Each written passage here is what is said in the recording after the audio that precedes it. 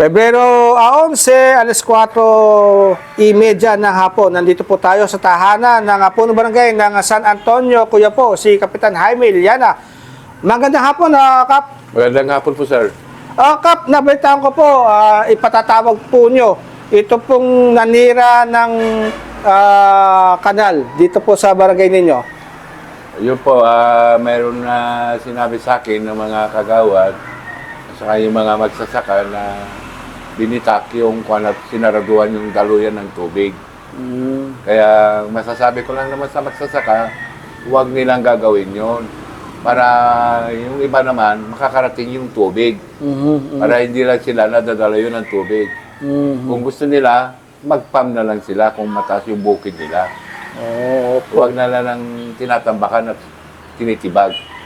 Pero nakausap ko yung kanina, isang tao na inutos daw ni Sir, yung chairman ng irigasyon, may paintulot daw.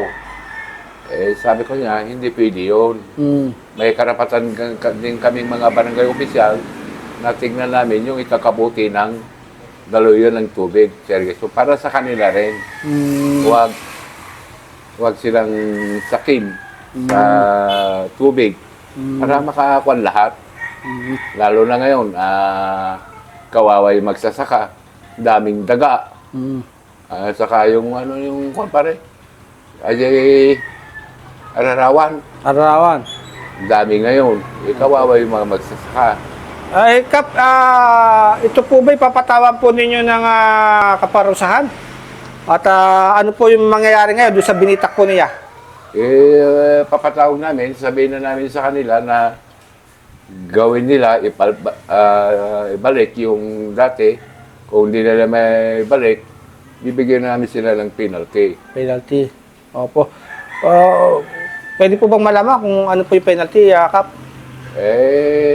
Yun, hindi na namin sila lalagyan ng tubig. Ganun po. Kakausapin ko yung chairman nila. Opo. Na huwag patubigan yung bukid nila.